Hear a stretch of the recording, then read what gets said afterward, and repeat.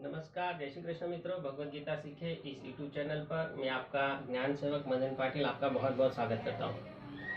मित्रों, मैंने पहले वीडियो में आपके जिस समरी के बारे में आपको बताया था कि हमारा पूरा कोर्स क्या है, उसके बारे में क्या क्या टॉपिक्स है, उसके क्या क्या सब टॉपिक्स है और उसमें छोटे छोटे बहुत सारे टॉपिक्स हैं, जिसके बारे में मैं आपको एक ओवरव्यू में आज मैं आपको बताना चाहता हूँ। तो हमारे पूरे कोर्स के जो आने वाली वीडियो में वन बाय वन हम सीखने वाले हैं। तो पूरे जो कोर्स है उसमें हमारे 4 मेन टॉपिक्स हैं कि मैं कौन हूँ, ये संसार क्या है, सेकंड टॉपिक है ये संसार क्या है, तीसरा टॉपिक है ईश्वर क्या है और चौथा जो टॉपिक है भगवत गीता के बारे में। तो ये जो हमारी जो भगवत गीता है मित्रों, इसका जो बेसिक्स अगर हमें पता होगा तो हम उसके जो श्लोक है उसको हम डिटेल में हम अपने रीत से उसको सीख सकेंगे। तो मित्रों, सबसे पहला जो टॉपिक है हमारा वो है मैं कौन हूँ। उसमें 4 सब टॉपिक्स है, शरीर, मन, बुद्धि और आत्मा। बरोबर। तो शरीर क्या है, ये जैसे हमारे पास मोबाइल होता है, मोबाइल में क्या होता है, उसका पूरा मेन उसका जो हार्डवेयर होता है, उसके बाद में हमारे शरीर और मन, इस टॉपिक को हम मोबाइल के साथ में भी कंपेयर करके देख सकते हैं। तो हार्डवेयर होता है, उसमें सॉफ्टवेयर होता है, उसमें एप्लीकेशंस होती है, उसमें स्टोरेज होता है, उसमें कैमरा होता है, उसमें माइक होता है। तो जैसे जैसे मोबाइल होता है एक फिजिकल ऑब्जेक्ट है, वैसे हमारा शरीर है। तो शरीर में भी क्या होता है, हमारी आँख है, कान है, नाक है, जीभ है, हमारे हाथ पैर है, ये सारी जो है वो हमारे शरीर के अंदर आती है। बरोबर। तो उसको आध्यात्मिक दृष्टि से उनको हम समझेंगे और शरीर के साथ में जुड़े, जैसे मोबाइल के साथ में फंक्शंस होते हैं वैसे हमारे शरीर के भी कुछ फंक्शंस होते हैं, जैसे कि भूख लगना, प्यास लगना, जिसको अष्ट स्वभाव बोलते हैं। उसके बारे में हम शरीर का जो पहला हमारा टॉपिक है वो हम समझेंगे। सेकंड जो उसमें सब टॉपिक है मन क्या है। तो हमारे बहुत सारे, जैसे मोबाइल में सॉफ्टवेयर होता है, तो मोबाइल में सॉफ्टवेयर होता है तो वैसे वो जैसा सॉफ्टवेयर होता है, जैसे कि अगर एंड्रॉइड का मोबाइल है, जैसे कि एप्पल का मोबाइल है, जैसे कि विंडोज़ का मोबाइल है, जैसी ओएस उसमें इंस्टॉल होगी वैसा वो रन करेगी। तो हमारा मन कैसा है, हमारे विचार कैसे हैं, विचार क्या होते हैं, उसके बारे में हम आध्यात्मिक दृष्टि से हम जानेंगे। फिर जैसे स्टोरेज होता है, जैसे कि मेमोरी कार्ड होता है, उसमें इंटरनल स्टोरेज होता है, एक्सटर्नल स्टोरेज होता है। तो हमारी बुद्धि क्या होती है, हमारे विचार जैसे वन बाय वन विचार हमारे आते हैं और वो सॉलिड होते हैं, तब वो हमारी बुद्धि में स्टोर होते हैं। फिर बुद्धि में स्टोर होने के बाद में जैसे हमें कोई नया कुछ एनालिसिस करना होता है तो हमारे जो पुराने विचार होते हैं उसके कंपैरिजन में हम वो विचार हम उसको एनालाइज करते हैं, उसको समझते हैं। तो हमारी बुद्धि क्या है वो हम डिटेल में जानेंगे, आध्यात्मिक दृष्टि से जानेंगे।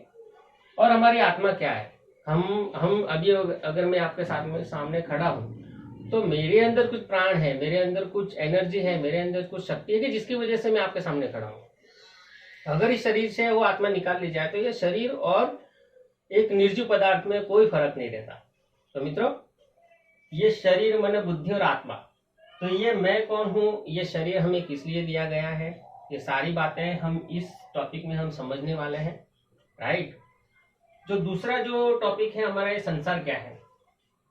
तो संसार जैसे कि हमारी बाहर की चीज है, हमने शरीर के बारे में हमने जाना, हमारे अपने आप के बारे में जाना, अब हमारे बाहर की दुनिया के बारे में हम जानने वाले हैं। तो संसार क्या है, पृथ्वी क्या है, सूर्यमंडल क्या है, ये हम सारी चीजें हम स्कूल में, कॉलेजेस में हम विज्ञान की दृष्टि से हम समझ चुके हैं।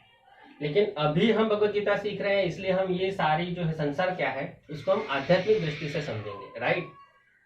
तो उसकी उत्पत्ति कैसे हुई, तो भगवान ने गीता जी में उसकी उत्पत्ति के बारे में क्या कहा है कि मय्या अध्यक्षेण प्रकृति सूयते सचराचरम, यानी कि मेरे अध्यक्षता के अंडर में माया ने इस संसार का निर्माण किया है। तो माया क्या है, ईश्वर ने संसार की निर्मित किस लिए की है, उसका उद्देश्य क्या है। तो हम जैसे सब जानते हैं कि हमारे अध्यात्म में हम सुनते हैं कि सबकी मुक्ति होनी चाहिए, मोक्ष होना चाहिए।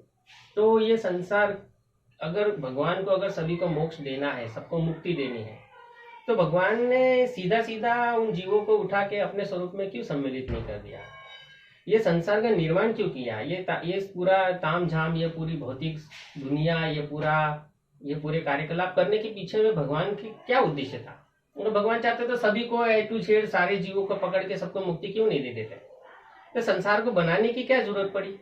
तो संसार की उत्पत्ति ऐसे ही नहीं हुई है, उसके पीछे बहुत बड़े आध्यात्मिक कारण है। वो कारणों को हम डिटेल में जानेंगे, आपको बहुत मजा आने वाला है। फिर ये संसार की निर्मित हुई, उसके बाद में देवताएं क्या है? जैसे कोई कंपनी होती है, उसमें बहुत सारे कर्मचारी होते हैं। तो कर्मचारी छोटे से छोटे कर्मचारी से लेके बड़े से बड़े सीईओ तक, चेयरमैन चेयरपर्सन तक, स्टेक होल्डर तक, ये सारे लोग मिलके कंपनी चलाते हैं। तो वैसे ही ये संसार जो है उसकी उत्पत्ति तो कर दी, और उसको चलाने के लिए देवताएं जो है उनको शक्ति दी गई। ये देवताएं क्या है, उनका कार्य क्या है, देवता कितने प्रकार के होते हैं, वो सारी चीज हम देवताओं का जो टॉपिक आएगा उसमें हम जानने वाले हैं, राइट। फिर ये संसार की निर्मित तो हो चुकी है, लेकिन फिर ये संसार ऐसे ही चलता रहेगा? ये संसार कब तक चलेगा? और उसका कभी तो कभी इसका एंड आता है। हम बोलता है परिवर्तन संसार का नियम ऐसे भगवान ने बोला है। तो परिवर्तन है, जिसकी उत्पत्ति होती है उसका विसर्जन भी होता है। तो ये संसार का विसर्जन कब होने वाला है? ये संसार कब डिस्ट्रॉय होने वाला है? फिर ये क्या यह पहला संसार है कि जो बना हुआ है, या इससे पहले भी बहुत सारे संसार बन चुके हैं और उसका विसर्जन हो चुका है? यानी कि ये उत्पत्ति और विसर्जन की प्रक्रिया कब तक चलने वाली है? तो ये विसर्जन कब होने वाला है?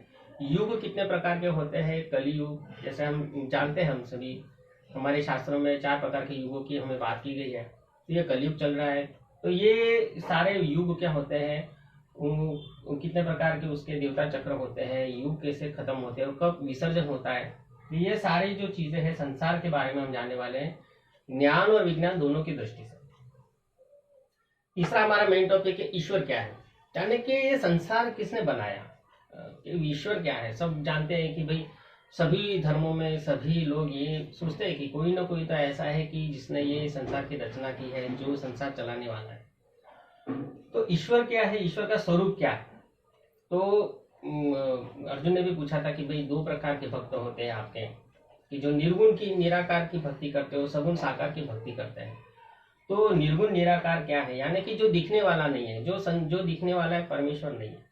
तो स्वरूप क्या है, जिसमें हम माया के बारे में, परमेश्वर के जो दिखने वाला निर्गुण निराकार जो स्वरूप है उसके बारे में हम जानेंगे, सगुण साकार स्वरूप के बारे में हम जानेंगे। तो ये जो टॉपिक है दो भागों में बटा हुआ रहेगा। ये निर्गुण निराकार यानी कि जो दिखने वाला ईश्वर नहीं है, जो कॉन्सेप्ट है ये, उसको हम जानेंगे कि परमेश्वर के कितने गुण होते हैं। ये पूरा जो संसार है पूरा 3 गुणों पर आधारित है, रज सत्व और तम। तो बोलते हैं कि भगवान निर्गुण है, निराकार है।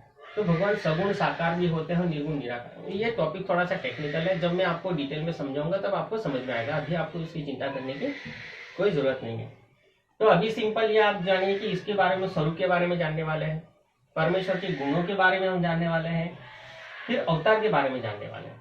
यानी कि जब निर्गुण निराकार यानी कि जो दिखने वाला ईश्वर नहीं है, जो एक प्योर कॉन्सेप्ट है, ब्रह्म माया और ईश्वर, ये जो कॉन्सेप्ट है ये पूरा कैसे सगुण साकार में, यानी कि जो दिखने वाला ईश्वर है जिसको हम देख सकते हैं, फील कर सकते, हमारे शरीर की लिमिटेशन है मित्रों। तो जो दिखने वाली चीज होती है जिसको हम टच कर सकते हैं, फील कर सकते हैं, उसको ही हम ऐसा लगता है कि हाँ यही चीज सही है। और जो दिख नहीं रहा है, जिसको हम टच फील नहीं कर सकते, उसको हम नहीं मानते, उसको हम बिलीव नहीं करते। तो अवतार क्या होता है, अवतार क्यों होते हैं, अवतार के कितने प्रकार होते हैं, ये सारी चीजें हम, अवतार का जो टॉपिक है बहुत अच्छा टॉपिक है। आपको ये अवतार का टॉपिक सीखने के बाद में बहुत सारे कॉन्सेप्ट आप क्लियर हो जाएंगे। तो अवतार क्या होता है, अवतार क्यों होते हैं, अवतार कितने प्रकार के होते हैं, और कितने, सिर्फ एक ही अवतार हुआ है। हमारे शास्त्रों में 8 अवतार माने जाते हैं, लेकिन ऐसा नहीं है, अनंत अवतार होते हैं, अनंत प्रकार के ब्रह्मांड होते हैं। ये पूरी आध्यात्मिक बातें हैं, आपको बहुत मजा आएगा अवतार का जो टॉपिक चलेगा तब। और इसमें अभी हम सिंपल अभी भगवत गीता सीख रहे हैं। तो हम जिस अवतार ने, बहुत सारे अवतार होते हैं मित्रों, और उनका खुद का अपना काम होता है। वो अपना अवतार धारण करते हैं, अपना काम करते हैं और फिर चले जाते हैं।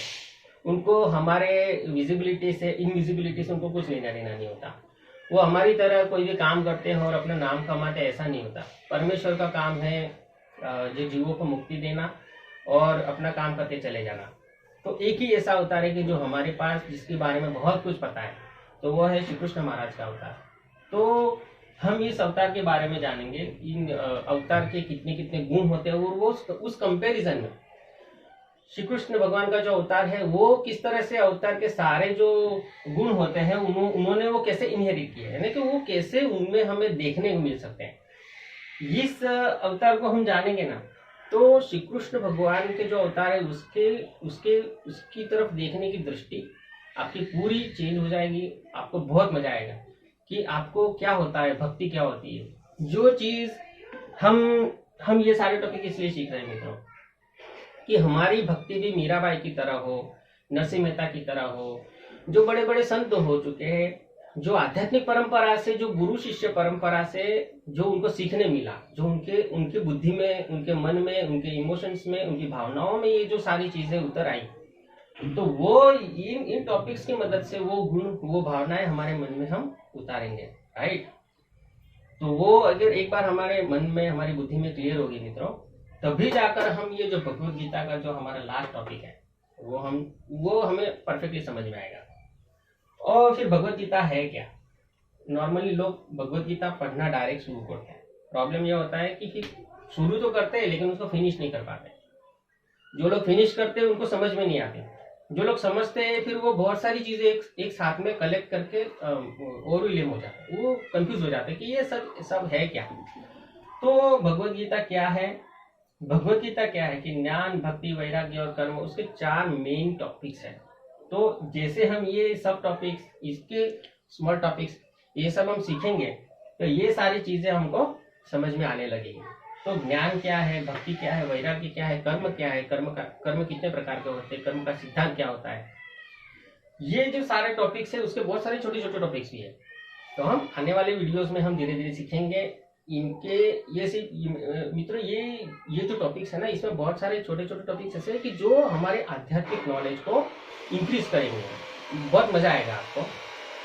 तो सुख क्या होता है, दुख क्या होता है, ज्ञान विज्ञान क्या होता है, ये सारी चीजें आपको आने वाले वीडियो में सीखने मिलने वाली है। तो मित्रों चलिए हम अगले वीडियो में मिलते हैं।